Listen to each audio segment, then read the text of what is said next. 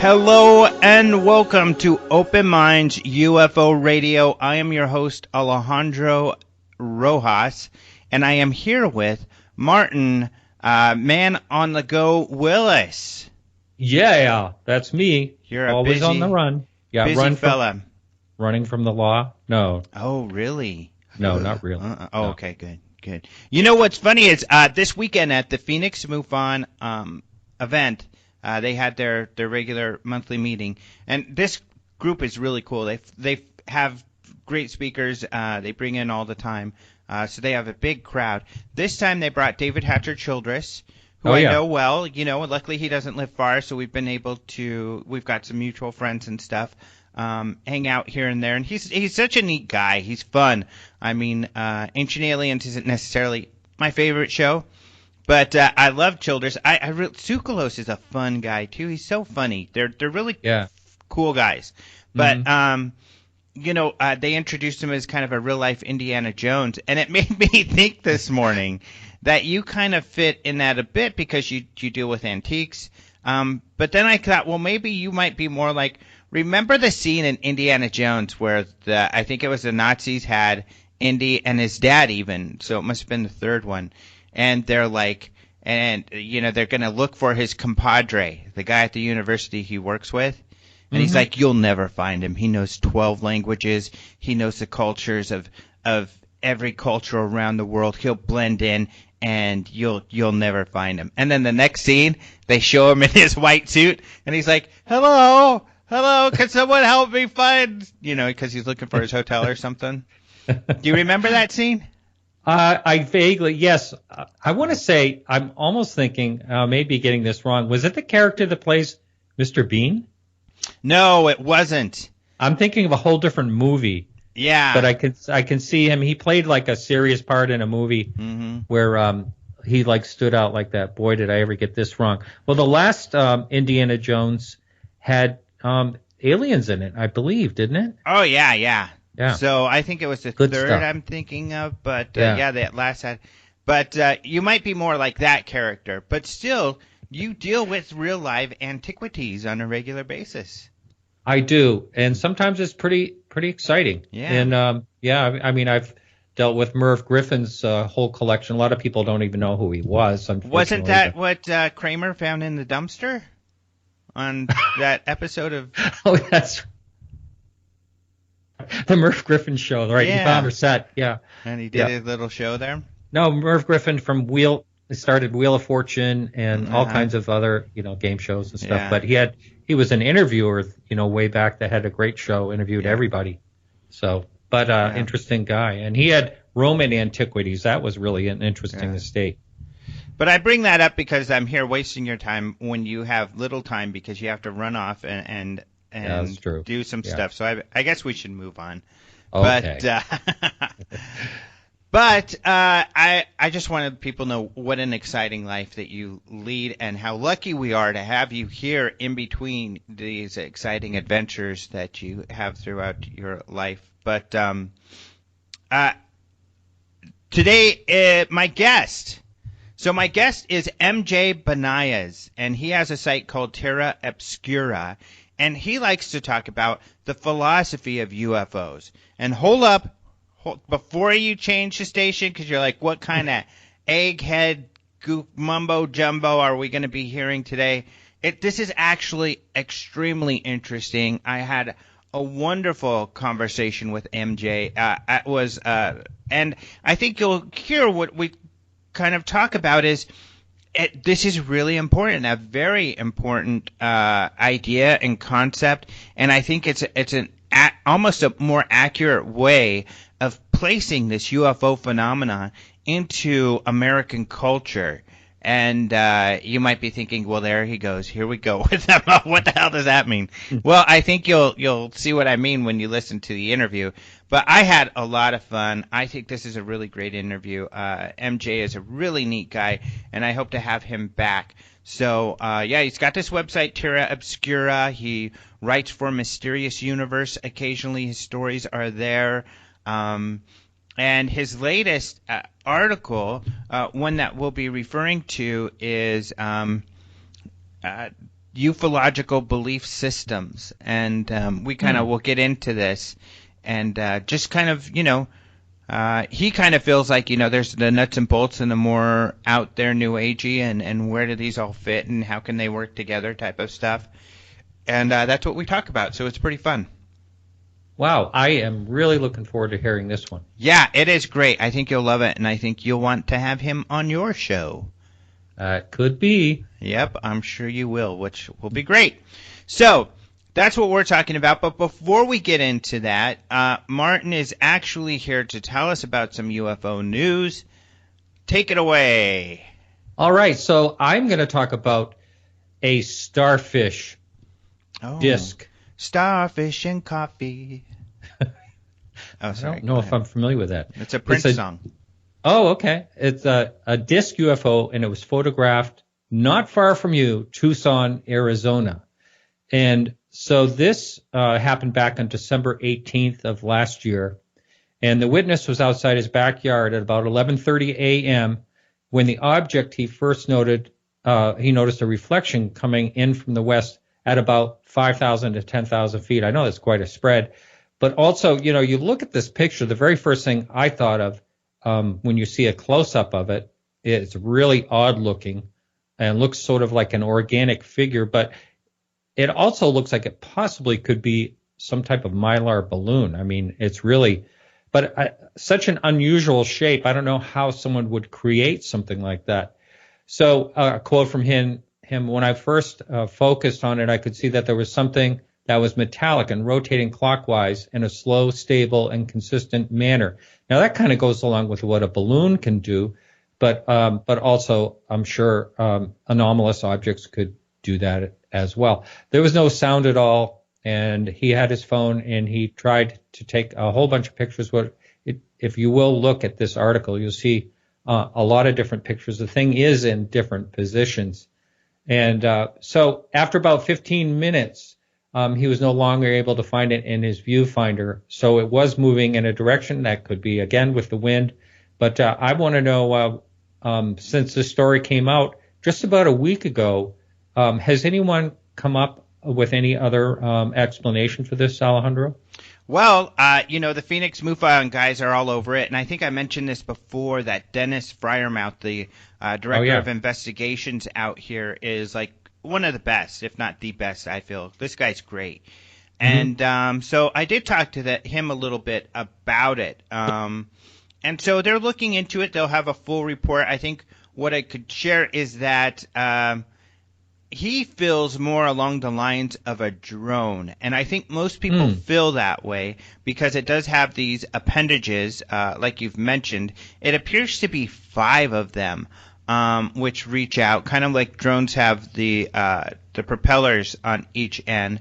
However, I'm thinking more along the lines of what you're saying, a mylar balloon. And he said that's his other possibility. He thinks highly that it's probably a balloon. I agree. I think it might be some sort of party balloon with, just like maybe a starfish or a star shape, because it seems solid. It seems like there are these triangular arms that go out to the circular tips at each of these kind of appendages.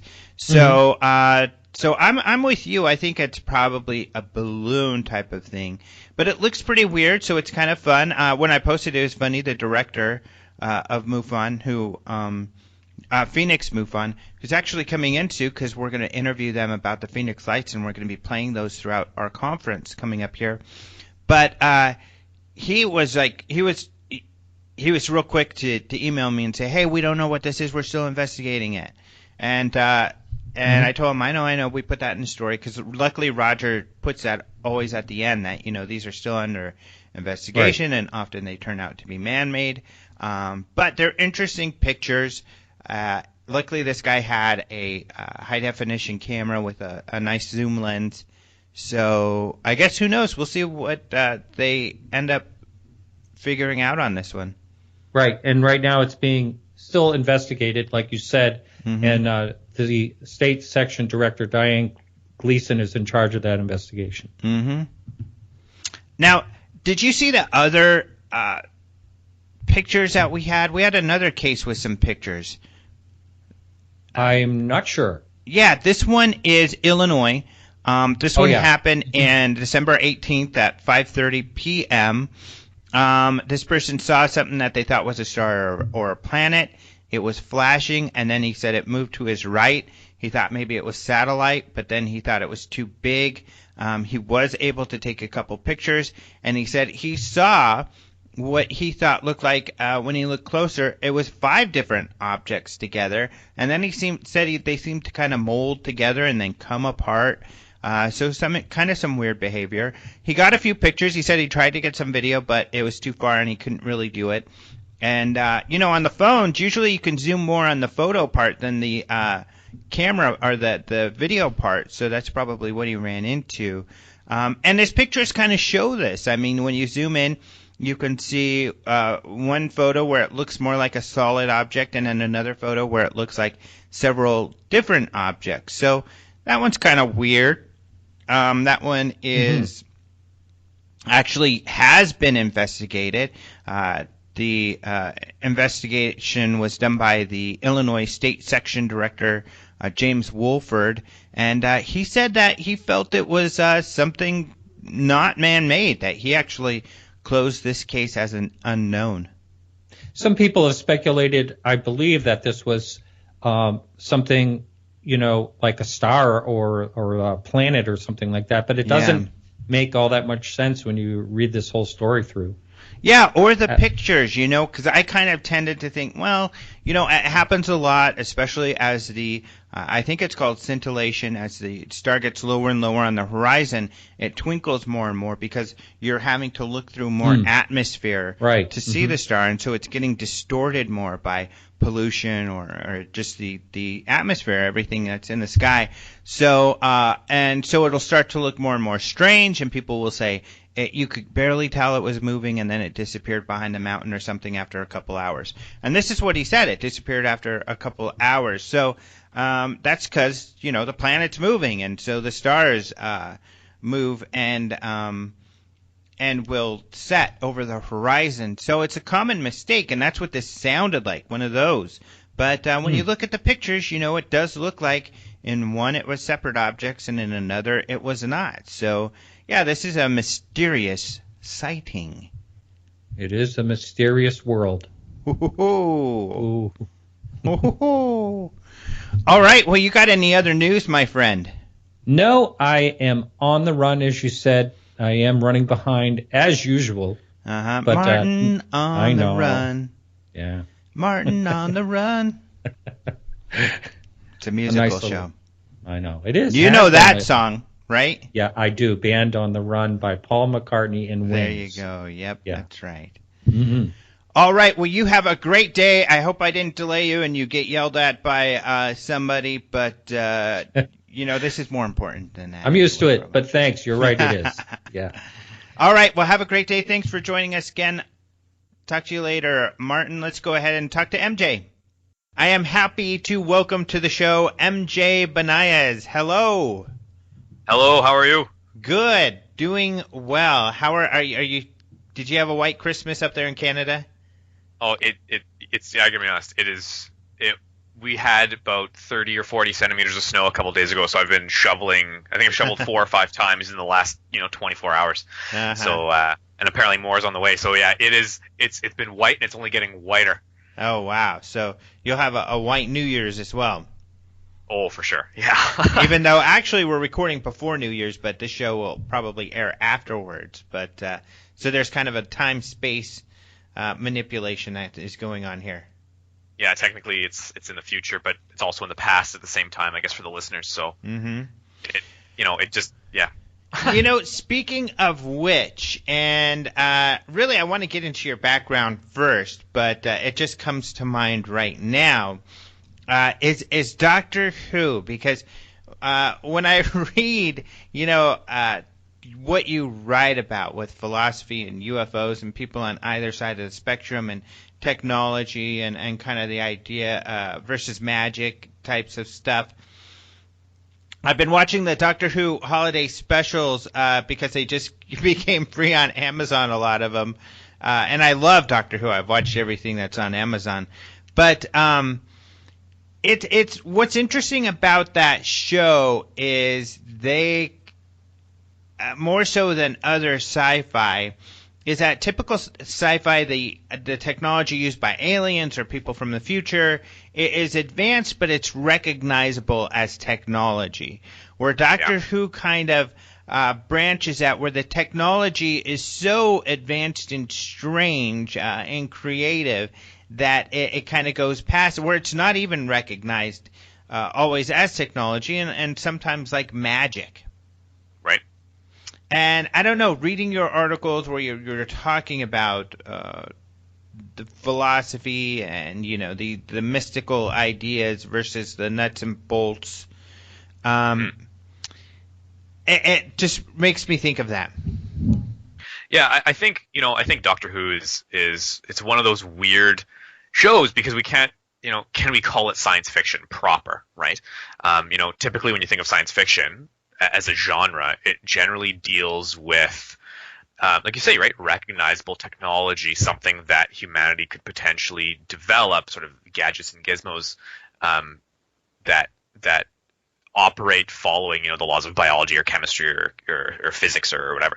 And Doctor Who doesn't, right? Doctor Who often deals with sort of heavy philosophical concepts, especially sort of the interconnectedness of the universe, right? I think it's David Tennant, the 10th or 11th Doctor, 10th, who says, time isn't linear, right? Time's is round or circular and has wibbly wobbly bits in the middle, and it's all kind of tied together, and there's no beginning point or end point, right? And these are big philosophical concepts that for sure are mystical in nature, and this is where Doctor Who's interesting. I'm not necessarily sure if Star Trek or the other sort of science fiction shows out there sort of deal with this idea of a more mystical universe. Whether it is mystical or not, I don't know. I'm in no way an expert on that, but Doctor Who is fascinating because they definitely do deal with these magical concepts at times. Time itself. It makes me think that it's possible then. Really, just because your latest article about UFOs and the philosophy and the nuts and bolts versus the mystic, or not necessarily, you're kind of saying not versus each other, the mixture. We could be observing alien technology or even experiencing extraterrestrial motivations or influence in some way without even recognizing it. Of course. I wrote I think I wrote a blog post for Mysterious Universe concerning this, right? That we won't be able to necessarily tell the difference between the laws of physics and an advanced alien civilization. I mean, we've all heard of the Kardashev scale, right? Which is how civilizations are rated, right? There's like level 1, level 2, level 3, and humanity right now is like a 0.8 or something. And once you get to these high level civilizations that operate with such immense technology that to us they would be gods, right? To us we couldn't tell the difference between scientific technology and just the universe doing its thing, right? It would appear like the laws of physics to us. So again, if we're sort of extrapolating here that yes, aliens do exist, and they're out there and they're kind of zooming around the universe in some way, how can we tell the difference? Like, is it possible to differentiate between physics and alien tech, especially if it's so far advanced? It's an interesting concept that I think science fiction potentially can start dealing more with. But I think we also need to deal with potentially in ufology as well, or in UFO discourse, because these are questions that we're starting to kind of piece together, especially when you start looking at aspects of quantum mechanics or quantum physics, or you start looking at various Eastern philosophies like Buddhism or Hinduism, that creates a worldview that is a little more mystical and spooky and mysterious. How do we differentiate the nuts and bolts and sort of the scientific, the factual, versus the experiential, I suppose, the time being circular with wibbly wobbly bits in the middle? Like, how do you separate that? So I think it's a good point. I think it's a good question, and I guess that's kind of what I'm trying to wrestle with here, because I don't know. I'm just a ufologist or whatever, right? Yeah. No, and I appreciate that, because that's how I feel. That's what's great with these podcasts is I approach this kind of maybe even Socratic in that I ask questions. And that may imply I have answers, but I don't, as long as I've been doing this. And I think a lot of people are kind of like that. Just because we share our knowledge doesn't mean that we have any ultimate answers, which is frustrating for a lot of people. Most people want answers. They don't want to ask questions or which I think is the most important thing, just to ask questions, especially when we don't have solid answers. But most people want those answers out there. Yeah, have you ran into that? How do you deal with that? Well, I think the biggest criticism, and I love criticism, don't get me wrong, but the biggest criticism I get from other people in sort of the UFO discourse, other ufologists, I guess you can call them, is the how do you say this nicely? People who come from the more scientific background of UFO discourse, right? The more nuts and bolts, the ones who do data collection, the ones who deal with witness reports and often shuffle off the weird cases into that are sort of a little more metaphysical in nature, and they sort of push those away and say, that's not scientific, we can't deal with that. But the biggest criticism I get from that side especially is sort of the fact that philosophy has no place in the UFO discourse. What potentially can philosophy do, or critical theory do to help us get a better understanding of what's going on? Because on the science end, really, it's only what's recordable. It's only the evidence that they're looking for. Whether it's a dead body in some Area 51 hangar somewhere, or something that we can actually tear apart and study, or a technology that we can reverse engineer, like ultimately, or sighting reports that are that show up on radar or whatever. They want those hard, researchable, reproducible things, and unfortunately, UFOs don't follow that system, right? They're kind of more spooky and mysterious, and they don't necessarily, while they do leave physical traces on occasion, they don't necessarily follow the scientific sort of method. And I get a lot of criticism for trying to bring philosophy into it, because they say it's useless. I'm just adding more crap to the proverbial UFO pile, and I struggle with that, right? Because ultimately, I disagree with them. I think philosophy has a significant place in ufology, and I think it's a part of ufology that really hasn't been explored. I think a lot of philosophers have dealt with sort of the extraterrestrial question, for sure, but no one has really taken philosophy into sort of this world of so-called ufology. What is ufology? What is a ufologist, and what do ufologists study or look at, and why do we look at it?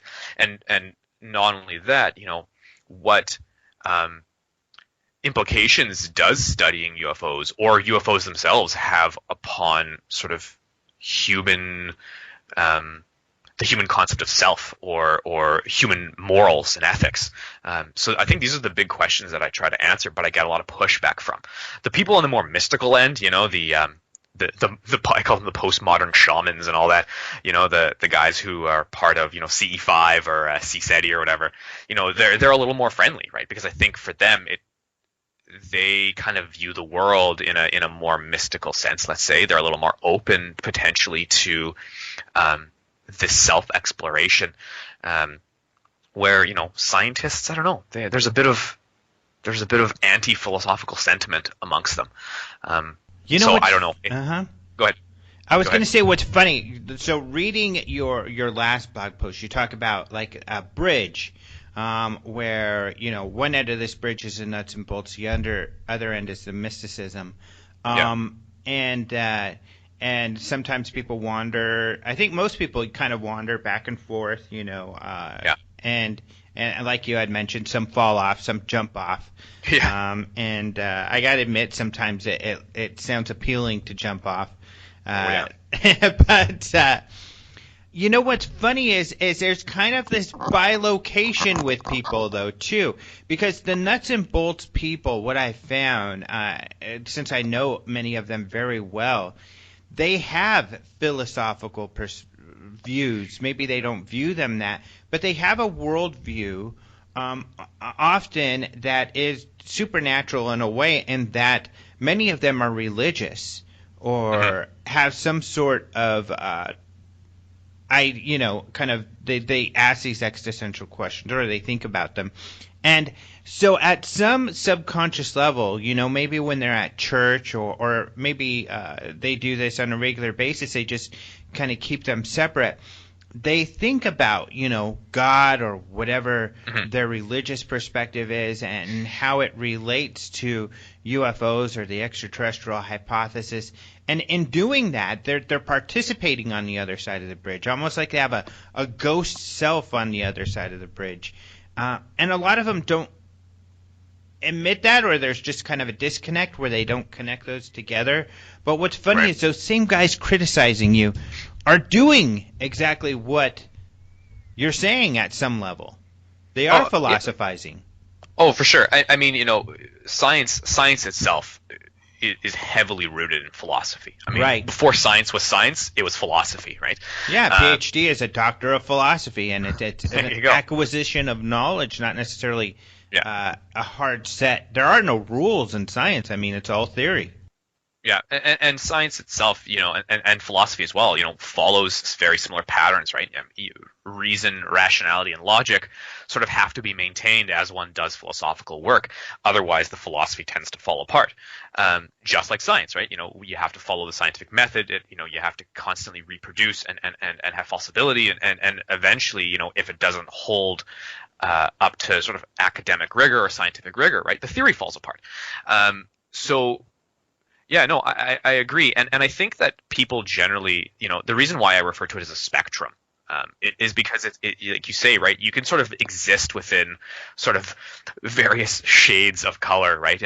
Just because you're nuts and bolts, you may have a lot of theistic tendencies, or you may have a lot of, mystical or theological beliefs that shape your nuts and bolts philosophy. And I think I raised that question, so let's say the UFO issue is a nuts and bolts one. So let's say they are, aliens who are in meat bodies just like you and I. They're just really smart, and they zoom around, space in mechanical spaceships. Just because they do that, just because there's another, let's say, civilization of meat bodies like you and I, who, have free will and agency, and they run around and they make decisions like you and I, does that suddenly negate the mystical? Does that suddenly negate God? Does that suddenly negate, samsara in Hinduism? Does that suddenly negate a universal consciousness, if there is one? Does just because there's another civilization, does that suddenly undo all of that? Of course not, right? It doesn't. It's just there's just another group of meat bodies running around. So yeah, I agree with you. I think you really talk to a lot of people in the UFO world, and there's a lot of mixing between religion or theology and science. And the guys on the mystic side are doing the same, which frustrates the science guys, which I understand, in that they're on the mystic side of the bridge, and they're thinking and questioning, and it's all about self-discovery, which is all great, wonderful stuff. I mean, that's really important. I think the scientists get upset when they delve into their realm of defining reality, kind of in the nuts and bolts, and they say, well, this is real. Well, for sure. And Yeah. which is rightfully so. It's not real. I mean, it's questions, it's ideas, but just Yeah. because you're questioning and you're coming up with some interesting speculation doesn't Yeah. mean that's everyone's reality that you got to push on them, which many do. So it is kind of that's where these conflicts rise. I guess we're stepping on each other's toes. For sure, I think what really frustrates, and this has been a big frustration I've heard before from people within the scientific community of UFO discourse, is that the mystical group, the people who have that more mystical philosophy of UFOs often cite stuff like quantum physics or quantum mechanics, right, as if it's evidence to support multiple dimensions or vibration states, sometimes as they refer to it, or certain entities being able to sort of pierce the veil of reality, and they come from various dimensions that sort of coexist with ours, and often the mystics will say,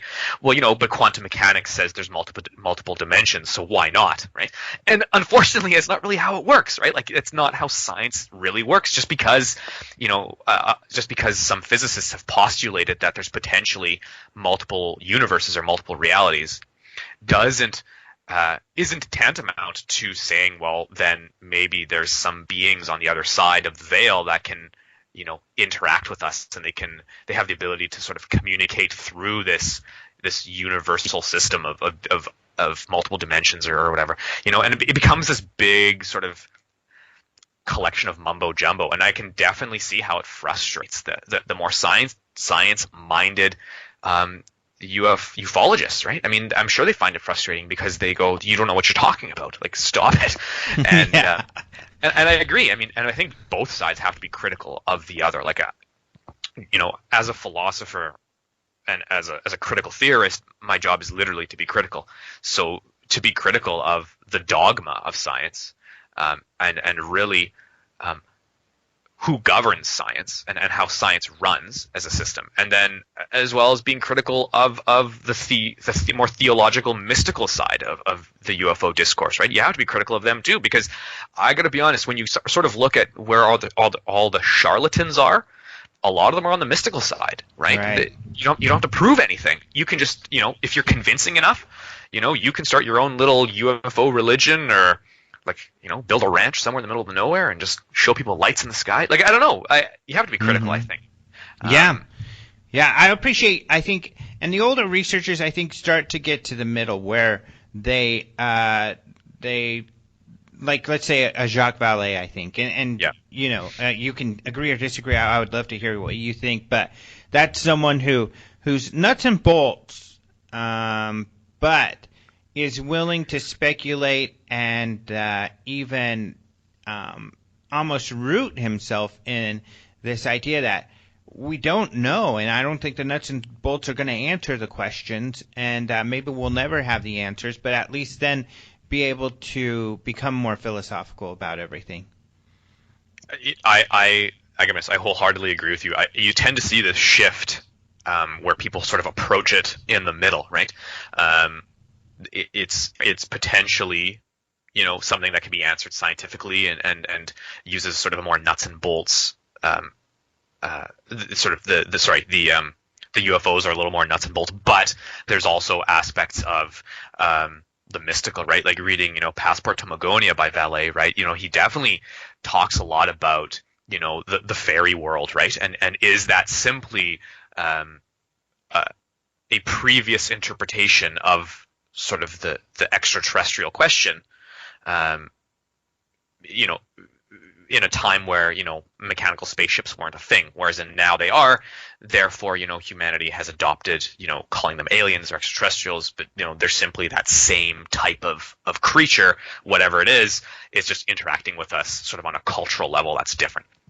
I agree. I think the middle ground is definitely a place where a lot of these guys go. I've even, in an interview with Richard Dolan on UFO Hub, I believe, he talked about how he is even starting to, take issues with a little more of take issue with the nuts and bolts side of things, and he's starting to kind of lean a little more into the middle, right? Into a more, maybe there's something to be said about this concept of universal consciousness or whatever. He didn't come out and say it, but he sort of said it in a sense. And I don't know, is that where ufology is going? Like, is ufology leaving the old sort of high-neck nuts and bolts? They're just mechanical spaceships, extraterrestrials from other planets, and is it going to something else? That's what I'm trying to figure out here, and I think that's sort of what my blog is trying to establish here. Is that the direction ufology is going?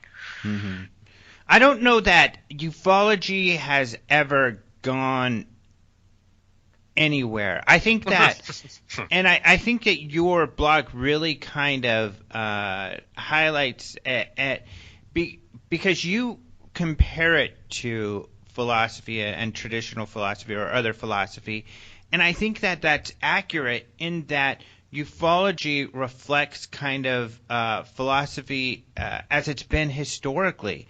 There's lots of existential questions that we ponder and we think about, but it doesn't create answers other than how you experience it and live your life and how you want to live your life. It reminds me of like the Asians. They didn't have ancient supposedly a word for religion necessarily, because everything was a philosophy. It was an idea. Here's how I want to live my life, because I like the way this guy talks about living his life, and I feel similarly, and here's what Buddha or Tao or whoever, Taoism and Confucius or whatever, these ideas I appreciate and I want to kind of add to and live my own way. The Zen is all about, don't believe me, come up with your own thing. Right. What I said isn't real, so that's why you've got to. And I think that frustrates people, but that's why I think what you're doing is so important. Is I think that personal philosophy and the personalization of philosophy is important, so you can actually get something out of it. Yeah, and I think, again, when the more questions science attempts to answer, right? And science does a good job. Like I don't have any qualms with the scientific side of things. I love science. I'm currently sitting in front of a laptop talking to you from thousands of miles away. So I there's no issue here. It's more the dismissive nature of science, right, towards other systems of knowledge, which is problematic and dogmatic, especially, but problematic because for every question science answers, for every sort of law science generates, it only creates a whole ton more philosophical questions. I refer to the mind-body problem in the blog post you're referring to, where philosophers and scientists, we don't really know where the self begins and sort of the physical connection to the body begins, right? Sorry, that was confusing. I'll restate. So we're sitting here and you're sitting there and you're thinking of yourself and where do you exist within your body, right? Where do you exist? Where is Alejandro exist within his own sort of physical meat body? And, often scientists say, well, clearly, the consciousness is in the brain. Okay, great. So where inside the brain? Well, it's a system of neurons that fire around inside the brain, and that creates consciousness, at least we think. But the problem is, these neurons keep flying around. They don't necessarily connect to anything. They when one neuron leaves, it's sort of its entry or its exit point, and then it goes into a receptor, and then it connects to the other part of your brain that, the signal occurs, the electrical transfer of data across your lobes. Is that where consciousness dwells? Is that where you exist? And this is a big philosophical problem because we don't know. No philosopher has been able to answer it successfully, nor has science been able to tell us where the self is. And if you remove like a piece of your brain, certain parts, your personality can change. Yeah. Are you you? Exactly. Yeah. This becomes a problem, right? So, and neuroscience has made great leaps, right? Neuroscience has really altered the way we perceive the brain and the way we perceive the mind. But the problem is, if all the self is trillions of neurons flying around at any given moment inside your brain, are you then just making decisions based upon these neurons moving around? And when you feel like a cup of coffee, or when you say, you love someone, do you actually have the freedom to make that decision, or is it simply neurons firing? And then what does that say about ethics? So when somebody makes a bad decision, breaks the law, for example, well, did they break the law, or did the neurons in their brain, which they have no control over, make them break the law, right? And this creates a lot of philosophical problems. And scientists, generally don't want to deal with those questions because they just want to find out where the goddamn self is, or they want to figure out why I want a cup of coffee over a cup of tea, or why I want to punch that guy in the face as hard as I can versus go give him a hug. And if it is about sort of the freedom of choice in that I exist, the self exists independently of neurons, that's a philosophical question. Or is it just the self exists because of neurons firing across a lobe? That's another philosophical question, but they have huge implications for what it means to be a person on this planet. And the UFO question is very similar, right? We don't know where the physical connection of the physical UFO as an object or as a thing connects to the person seeing it. Are they simply seeing a machine, or as Vallée would say, or some others? I think Greg Bishop, posited the co-creation hypothesis. Is the UFO something that's out there, but the human brain is interpreting it to look like a saucer, or to interpret it to look like a triangle, or to interpret it to look like an orb, or whatever. So is there some sort of paranormal halfway point where humanity is extrapolating information onto the UFO object to make it look like something, and the UFO is simply some mystical event, mystical anomaly that is using human understanding or human cultural constructs to shape itself so that we understand what it is, or we can see it. I don't know. I'm not sure what people would think if suddenly, they just saw a giant fairy Tinkerbell thing fly by. Be like, what the hell was that? I don't know. Why don't people see fairies anymore? Or I guess some still do, but why don't we see leprechauns anymore? Why are there more UFO sightings a year versus leprechaun sightings? I don't know. I think this is a sticking point for sure in science and the mystical aspects for UFO. Well, it makes me think of a couple things. First of all, like the Hessdalen lights. We're going to have a scientist speak about them at the UFO Congress. So these lights that have been video recorded by scientists in Denmark. And I think what's interesting is that it's got to be some sort of plasma phenomena. Well, this guy we're bringing is the head scientist at this university who's been studying this for decades. And he disagrees. He believes there's some sort of intelligence behind it. I've had John Alexander on quite a few times. He'll be at the conference talking. That's what's interesting about Alexander. He's going to be talking along these lines, in that people get frustrated to hear it, but he was in intelligence. He got his buddies in intelligence together in different branches, and they looked for Majestic 12. They looked for who's in charge, where's the secret organization, and they found there isn't one.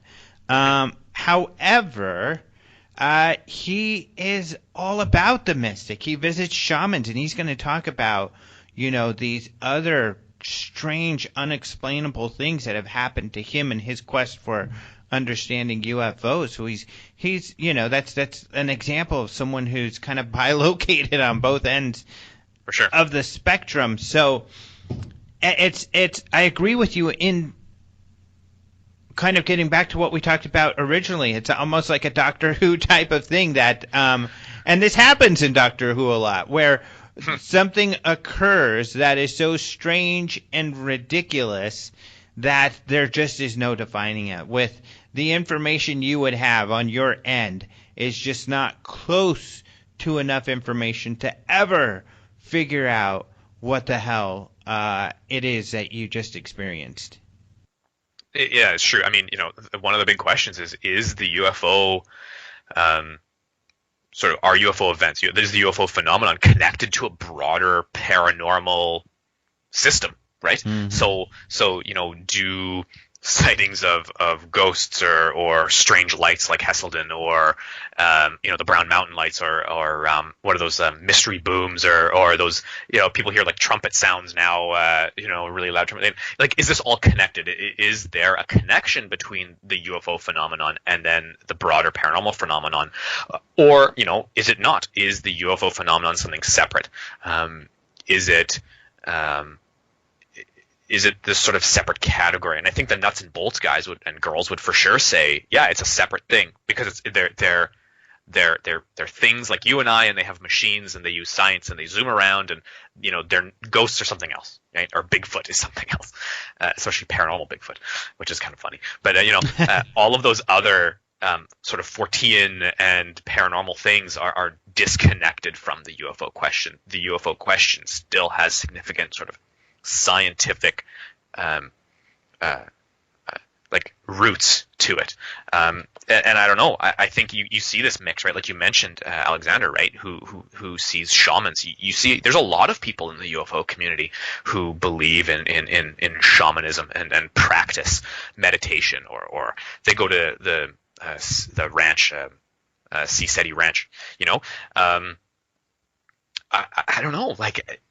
There's so many weird connections in ufology, and to try to say that all UFO sightings are this, they're machines, and the rest is all hokum, it is difficult. I don't know where you draw lines. I don't know where sort of the more scientific minded ufologists say, well, here's the line. This is a UFO sighting, and this person who was abducted, they're nuts. They're delusional. They have a mental health condition, right? And how do you draw that line? Like, where is the truth here? And again, I can be critical. I am generally critical of abduction stories,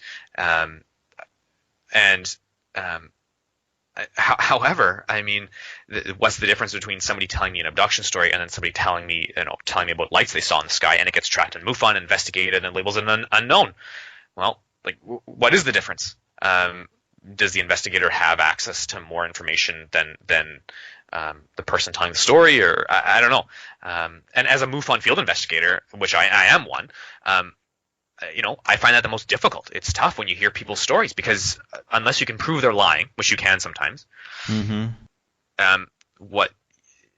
unfortunately, I can't prove someone's delusional, right? Yeah. So then what do I do? If I can't prove they're delusional, how do I make that call? And then on the other hand, you also don't want to push them, right? You don't want to, for someone who potentially does have a mental health condition, you don't want to tell them it's aliens, or you don't want them to convince themselves that it's aliens, because there's a bigger issue here that they need to deal with, but you're only making it worse by sort of supporting the alien hypothesis, I suppose, in their own sort of mental development. It's really risky. And I don't mention it, I don't think, on my blog, but I'm going to do the mention now, but I sometimes take issue with sort of these UFO, like the experiencer support groups. I think that there's some risk here, because ultimately, what if a person does have a broader or greater mental health condition, and you're talking about aliens, and you're pushing the alien sort of story upon them, and they're sort of just continuing that cycle instead of seeking proper help. Are you, as a person who's hosting these experiencer work groups, or these sort of support groups, are you causing more harm? And is that ethical? I think that right there is a great question, and it's because we host these at the UFO Congress, and it's something I struggle with, because I have a background in psychology. That's what my degree is in, and then I have got a certificate in hypnotherapy. And the issue, I agree with you 100%, and it's twofold. It's one is that the problem, and it is a bit of a surprising problem, is that I don't think that the psychology community is doing its due diligence around this issue. There are thousands, hundreds of thousands of people who believe they have been taken by aliens. this is an epidemic. It's something that needs to be tackled. And how do we handle this? What's the most healthy way to handle this?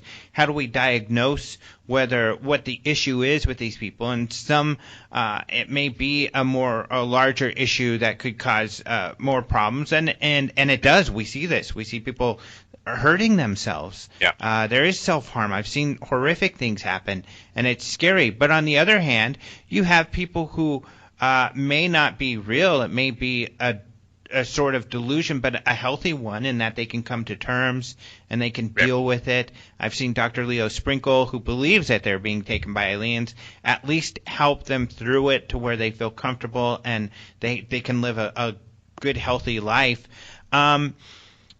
So you're right. I think it's a danger. But on the other hand, group therapy is kind of our catch-all when it comes to therapy. If we don't know how to deal with it, group therapy is what we do. And it seems to work. PTSD, we don't know how to deal with it. The best way to deal with it is group therapy, is to get them in a group to talk to each other. They feel better, and they're able to live more productive, happy lives. And at least the group therapy's happening. And so I kind of think, well, at least it's something, and there's no other place for these people to go, some of whom feel very traumatized. For sure. And like I said, I think it needs to be said that people definitely who believe, and you know, I don't know, maybe they have been taken by aliens. Like I don't know, but they believe it. If they have been, they believe it. So we can say that. But for sure, they get catharsis, for sure, out of going to these groups. You know, you get the feeling that you're not alone, right? So you walk away feeling better. I wholeheartedly agree, and I think that it definitely serves a purpose. I just, like you said, right? I think that because psychology as a broader field doesn't know how to deal with alien abduction phenomenon, and they just don't, right? They just simply sort of, and they have processes where they could tackle it and figure out the best ways to deal with it, because there are some people who leave from these groups that don't go on a good path. They believe, and it is scary. For sure, and they definitely need sort of stronger psychological support from experts in the community, professionals. But in regards to sort of the group setting and getting that feeling of catharsis, it definitely helps. I totally lost my train of thought. I was going to bring up something else, though, that you touched upon that I thought was really interesting. We'll just swch tracks. Sorry, everyone. Yeah. My brain went somewhere else.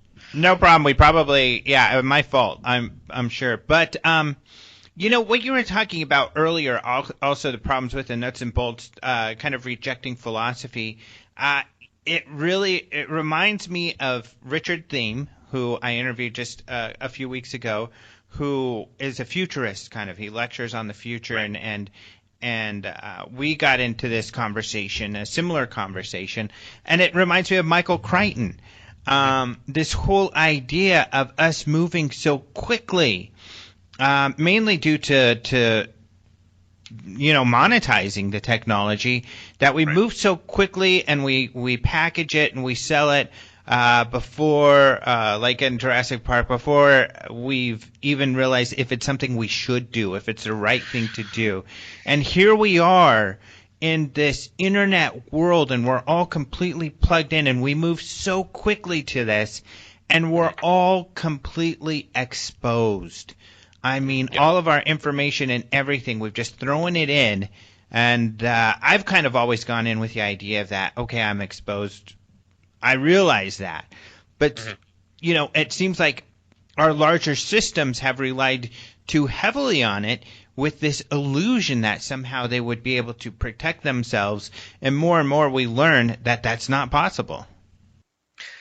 I think this often comes up. I mean, when you read a lot of futurist blogs or futurist articles, often AI comes up as this sort of boogeyman of the future, and there are big philosophical questions here for sure, and I think like you talked about, right? Is humanity ready? Right? There's this there's a few ethical questions for sure that we have to deal with when it comes to sort of technology and its development. But is humanity prepared to create an intelligence sort of beyond itself, right? The question of playing God comes up often. And then I guess more importantly, like you said, with technology growing so quickly, again, futurists deal with this idea of the singularity, right? So the machine mind then starts to develop so quickly that we can no longer contain it, and eventually it comes up with the conclusion that humanity is a threat, right? And it must then do its work to terminate humanity, a la Skynet or other Terminator-esque ways or Matrix ways. I love futurists because it's such a interesting line of work, if I can call it that. But they definitely talk about a lot of questions philosophically that we're going to have to deal with as a species, and I think we are struggling with now, like you said. I mean, you think about exposing your data, like take Facebook, Instagram, all the social media we use. You look at kids who are 16, 17, the stuff that they're posting without any sort of regard for their future, right? Right. All the the sexting and the selfies that are highly sexualized and exist forever. When you're 16, you post this picture, that doesn't go away. It sits forever in some server somewhere, and all it takes is one person to sort of find it out in a Google image search, deep into Google and pull it up, and suddenly it's back. We're literally creating our own ghosts that sort of haunt us, right? We take this picture and we put it out there, and then all of a sudden, 50 years later, 50, that's a long time, sorry, 30 years later, it rears its ugly head, and we have to then suddenly, either get rid of it or kill it again or something. So are we really prepared to deal with all of this data that's out there? Are we making ourselves sort of bigger than we were ever intended to be? Was humanity's personality, or was a person's personality designed to be spread out over an invisible network that connects everything? I don't know. There's, like I said, there's a lot of philosophy that's being done on it, and the futurists are definitely raising those questions in their posts, and in their sort of articles and in everything they write. And thinking, I keep bringing you off topic, but it comes back to, I think, more and more and on this bridge, the middle of the bridge is philosophy, it seems like.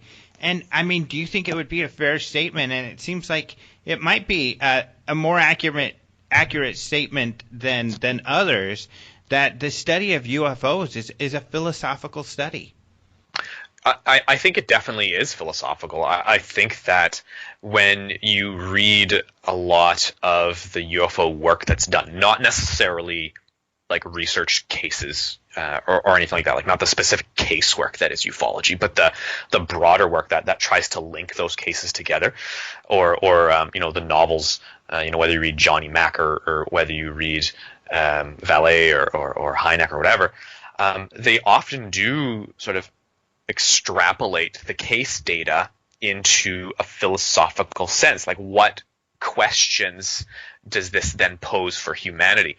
There's a great paper out there called Sovereignty in the UFO. If you just Google Sovereignty in the UFO, you'll find it. It's a university, like it's an academic paper, but they create a really interesting, they raise a really interesting question concerning UFOs in general, and is the reason why UFOs are taboo as a subject in popular culture, in the senses of why doesn't the mainstream news, for example, cover UFO sightings or whatever? Is it taboo because it challenges human sovereignty over the planet? It challenges human sovereignty as the only intelligent species on the planet. If suddenly there is something else that's equally intelligent or more intelligent than us running around, does that then call into question our governance over ourselves, over our Earth, over the stuff we own, over the way we divide into countries and blow each other up? If the UFO question is answerable, and it is an intelligence that is greater than ours. This completely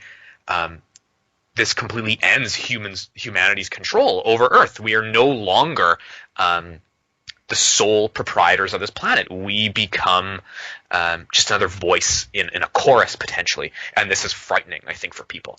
And in this paper, they posit that this is the reason why UFOs are considered a fringe or taboo topic, because it deals with these issues that humans are not actually in control of Earth.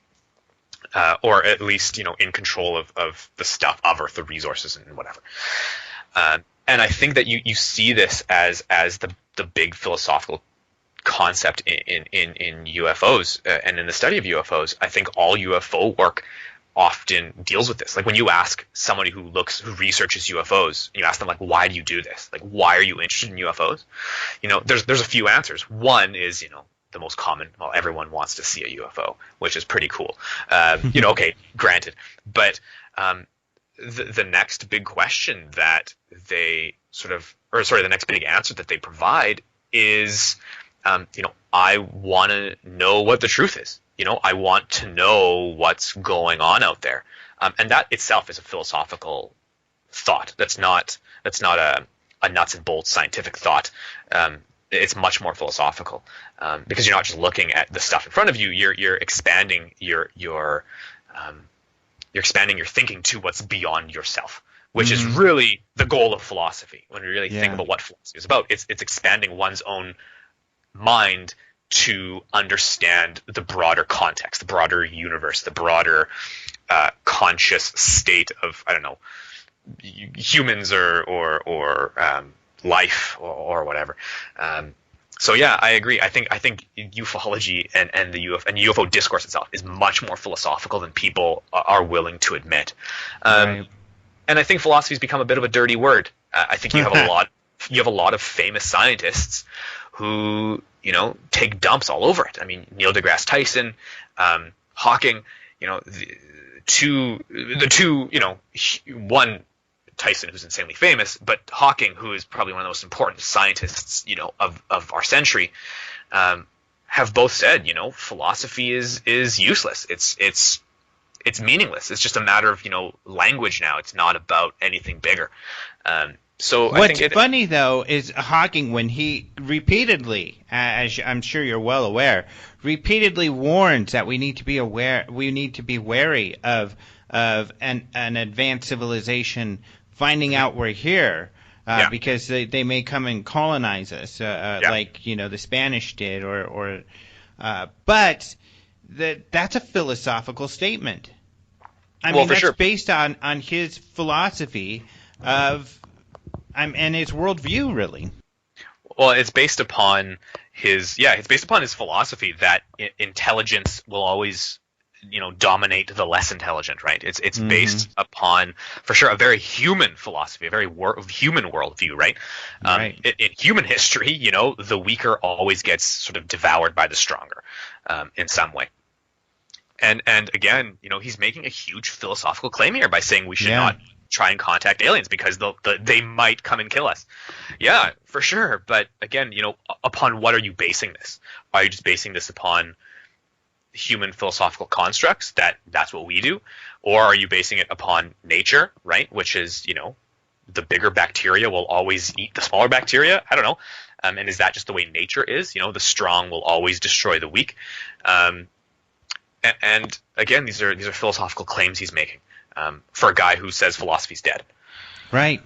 Yeah, that's funny. And although it also, I think, demonstrates, the importance of mainstream moving towards into the astrobiological realms, which it's only been recent. I mean, SETI was a joke until maybe Contact came out. There was a lot. They made fun of it just like they do the UFO topic. But it's become so mainstream, and NASA, practically everything they talk about, they're almost an astrobiology agency now. That even though they're looking for microbes, which frustrates people in the UFO field, I think that this search and the mainstreaming of this issue is been extremely helpful to the UFO field, because then it makes people philosophize around these ideas, which UFOs, whether or not the mainstream science wants it Right. to be there, UFOs is a part of that philosophy. And then you get papers like the one that you just referenced. It brings that conversation to a higher level, and it makes people start to think about the philosophies that have been thought about, amongst the UFO researchers for a longer period of time. Well, and philosophers themselves. I mean, we can look at philosophers from 200, 300, 1,000 years ago who have postulated, what if life exists elsewhere? Like, what if there's life beyond humanity? Yeah. So it's definitely sort of seeking extraterrestrial life, I think, is very ancient. It's very old. This is nothing new, and it's definitely getting more coverage in the media. And I think extraterrestrial life, sort of looking for extraterrestrial life, is okay to cover in the media, right? It doesn't get laughs, right? There's no X-Files music in the background that they play when they talk to scientists or whatever who are engaged in this type of study. But once you start dealing with the UFO question, right, then suddenly everything goes squirrely, right? The X-Files music comes out and people start to snicker, and there's that sort of that smirk with every question. I mean, you look at all the blowback Mesrick got for his book 37th Parallel, right? He's getting tons of blowback for writing a book about UFOs, right? If he wrote a book about searching for extraterrestrial intelligence, I'm sure they would have, given him a cigar, slapped him on the back, and said, "Good job." But he's getting a lot of hate for writing a book about UFOs. And I think the two, while very much connected as sort of topics and subjects, they're also very disconnected in the way culture handles them. It's okay to believe in extraterrestrial life. It's very okay. In fact, most people do believe there's life elsewhere in the universe. It's not necessarily okay to believe in UFOs. And why is that? Why is there this disconnect? And there's going to be a book coming out in the short future, hopefully, or the long future, where I write a chapter. I wrote an essay for a book concerning UFOs that tries to address this. Why is the UFO question, the UFO phenomenon, a taboo when the search for extraterrestrial life isn't? And I have my personal reasons or my personal beliefs as to why, but I don't want to spoil it, so I'm not going to tell you. Right, and it brings to mind Michio Kaku, who I think is incredible, and he talks about the different K levels of society, like you brought up earlier, of civilization of at level 1, 2, or 3. Kardashev scale, yeah. Kardashev, I always get that. Something like that. Wikipedia that. It's the Kardashian. The Kardashian scale. Just kidding. But yeah, that's what, and people are probably familiar with it. I mean, it's being referenced more and more lately, essentially how advanced a civilization is. But I think that's why he's always been open to the UFO topic, and he's always shared that. And I asked him once, why do you think, SETI has a problem with that? And he says, well, they're just astronomers. What do they know? I mean, his point is that they're not theoretical physicists. They can't think beyond what our current technology is. They're looking at what's out there, trying to figure out what a rock is composed of or something in space, as opposed to philosophizing around what is possible out there. And so really, that's what I think is interesting, is that the existence of a microbe on Mars is related to an advanced civilization being able to visit our planet and maybe even observe us, maybe even land and walk around without us even being able to recognize that it is from somewhere else. Right. Those two things are related. For sure. And he sees that, and others just aren't there yet. Yeah, and I think the UFO, people who believe in UFOs or people who think UFOs are real, right? There's definitely cultural aspects there that that the academic world doesn't want to deal with. I mean, you look at the search for extraterrestrial intelligence or the search for extraterrestrial life on a scientific level, right? You're dealing with universities, you're dealing with multinational organizations, you're dealing with people with PhDs behind their names, and you're dealing with generally sort of scientists who are privileged and come from a privileged place, and they have an ivory tower background. And then you look at the UFO field or ufology, the UFO discourse. It's very much not that, right? It's the antithesis to that. The UFO discourse is very democratized. There is no ivory tower of ufology. There is no organization that says we give out master's degrees and PhDs in UFO studies. There is no, and even if there was one, no one would take it seriously. Right. I think ultimately you have on one end, on the UFO field, this highly democratized, highly varied group of people who come from walks of life, from they can basically afford their internet connection every day, to people who make millions of dollars and are former punk rock stars, right? Right, They exactly. make up the UFO field. It's so varied, it's so diverse. And then you have searching for life on Mars, for example, which is very academic. If I find a piece of bacteria, well, there's my proof. But it also, again, it comes from a certain place, a certain cultural place, a place of privilege, and there's going to be a lot of conflict there for sure between these two groups of people. There's going to be mistrust. People generally who have PhDs, think certain things about themselves, and they think certain things about other people. I'm generalizing. This is not everyone, obviously, but there's feelings of, well, what do the people who study UFOs know? They're no one, right? They don't have any academic background. Mostly, they're just people who have an interest, and that does not a field make. And UFO people would say, what are you talking about? Like, that's crazy. Why would you say something so so elitist, right? I think UFO culture and UFO subculture looks upon the academic culture and as being elitist, and as being like, who do you think you are to tell me, what I saw or what I didn't see, or to tell me whether UFOs are real or not, because I've talked to people who have seen them or whatever.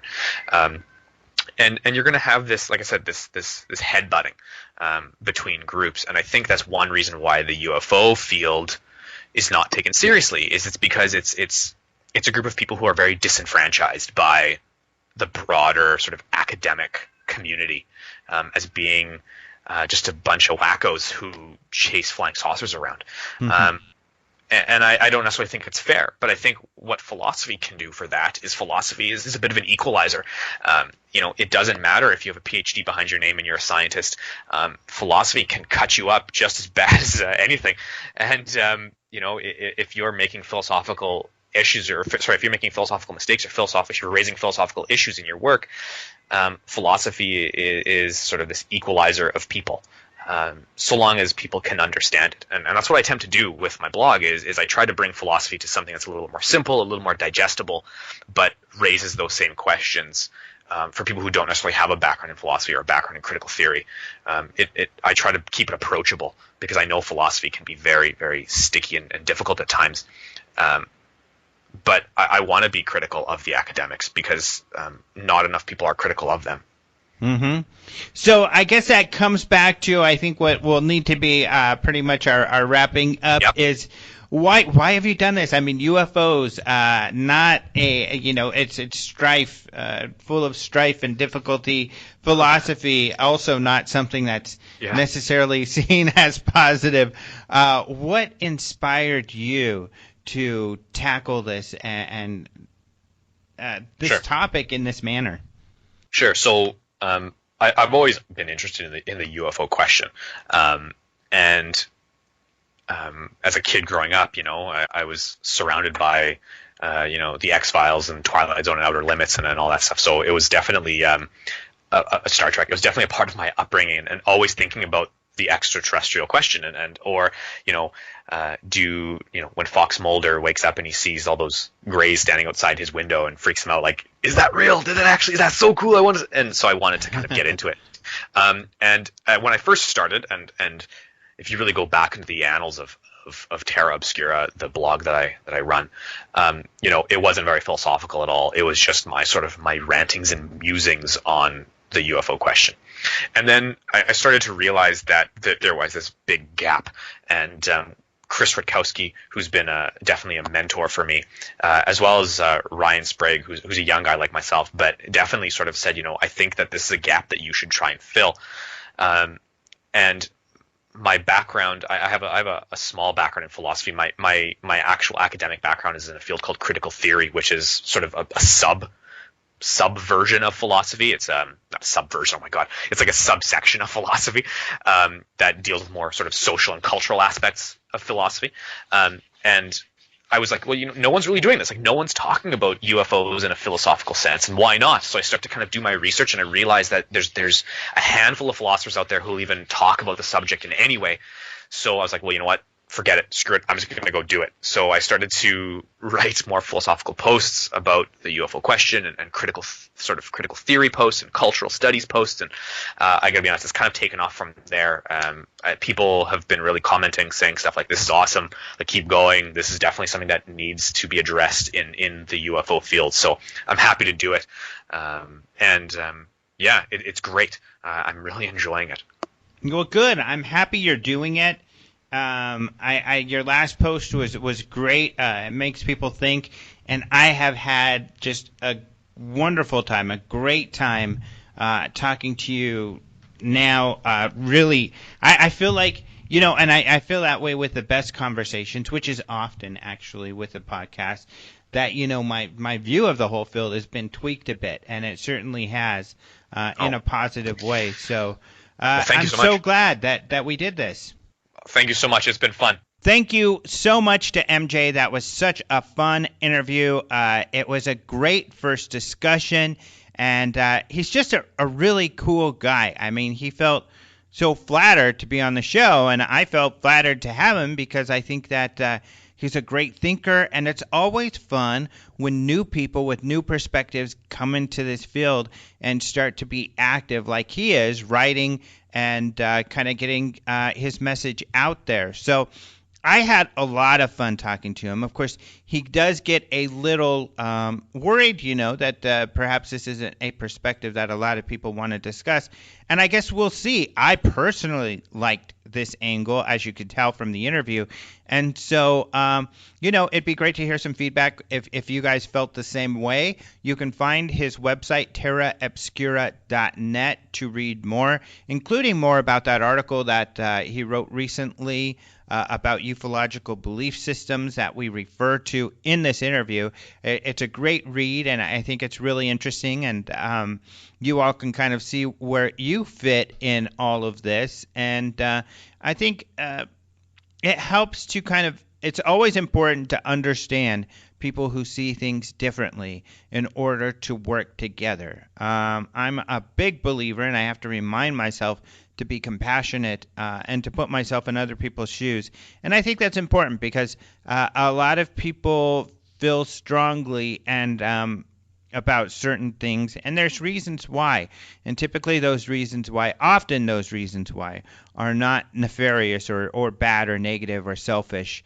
Unfortunately, that's not always the case, but sometimes I think even more than often than not, it is the case. So, and when we realize that, then it's easier for us to work together on things. And that's why a lot of, I get a lot of feedback with certain people that are on the show, or certain people that we have at the conference, or certain people I speak positively about who are maybe very fringe or have some really more speculative ideas, and they're like, why are you even talking about that person's, a goofball, and they're so full of it, and this or that. But, a lot of these people, whether or not we agree with or disagree with them, are really coming from a genuine, honest place. They really believe these things. They're not, and they're looking for truth. And this is what they feel they've discovered, which is their truth, and but they're not out there to make money or to become popular. They're doing this for the same reason the rest of us are, just looking for answers and looking for truth. And if someone's coming from a good place like that, I that's what I appreciate, and I'll always respect those people, even if they have very different viewpoints than I do. And I can appreciate those people, and those are people I like to associate with, even if they have out there ideas. Some of my favorite people have some pretty wild ideas, and some of you may call them bat poop crazy, but hey, they're my friends, so don't talk about my friends like that. Anyway, speaking of friends, you're my friends, and I'm going to get to see a lot more friends at the UFO Congress coming up here in just a few weeks. As we said before, the schedule is posted online, and the big news is just about what's going on with the Phoenix Lights. We're going to have a lot of stuff on that. I mentioned at the top of the show to Martin that the Phoenix MUFON people are coming in. We're going to interview them about the Phoenix Lights. And we're going to be playing, and we're also going, this is really cool. I think I've told you guys about this before. The Arizona Historical Society, a huge building, I mean, fancy place, because they have all the historical records for Arizona. They actually have a Phoenix Lights exhibit. So tomorrow, Michael and I are going to be going down there, and we're going to be filming that exhibit, and we're going to be interviewing the director of the museum to talk about, well, why did you do this, and how did you put this up, and all of that sort of thing.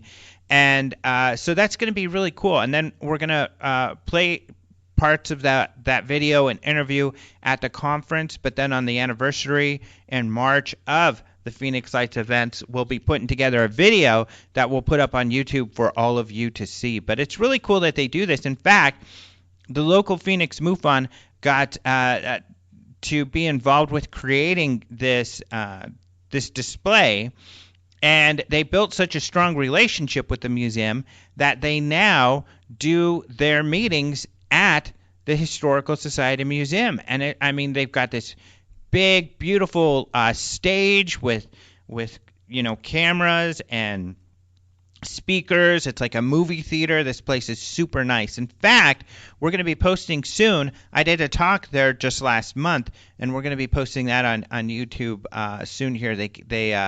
Dennis, the guy I talked about earlier, he owns a video company, and he filmed it, and so he put it together. It's great. So thank you so much to the local Phoenix MUFON, Stacy, Jim, and Dennis. Thank you so much to Caleb Hanks, who puts the music together at the beginning of the show. Oh, yeah, before I get off the UFO Congress, so I should say, come, please, to the conference. You can go to ufocongress.com to get tickets, and be sure to get your tickets before the end of the month, because if you're planning on just showing up and getting tickets, which is fine, you can do that, but you're going to get a better price if you order them online prior to the event. And surprisingly, a lot of people, almost half the people, show up and buy their tickets there, which is cool. That makes it easy, but you'll save quite a bit of money if you go online now and pre-order. And that way we can have a printed badge for you, which is all nice, and you can be that much more official, and everybody can see who you are. Although some people get, of course, afraid that the government's going to know who they are, and the secret informants that are at the conference will know who they are. And, if you're that paranoid, just to be honest, if you really think that these guys are there looking at people, and who knows, I don't know if they are or not. I've heard that happens. But they're probably going to be able to find your name either way, whether or not you have it on their badge or not. In fact, if they're there and they want to know who you are, you can save some tax dollar money by just having your name on your badge, so they don't have to spend extra time looking up who you are in the first place, or hacking, or whatever they're going to do. I don't know that really happens. I'm kind of skeptical, but who knows? It's a crazy world, people. It's a wild and crazy world. All right, well, enough goofiness, enough for the show altogether. We're just going to end this thing. I should be back next week. As you all know, it gets dicey this time of year as to when we're going to do shows because we're so busy with this conference. I mean, there's only a few of us, like 2 or 3 of us doing all of this. So we're just swamped but I'll do my best because I love doing the show. It's so fun to talk to people like MJ. So hopefully I'll have another show next week. In fact, I'm working on one that I think will be really cool and important. So we'll let you know more about that when you show up to listen to the show next week. Otherwise, you guys have a wonderful week, and I will talk to you soon. Adios, muchachos.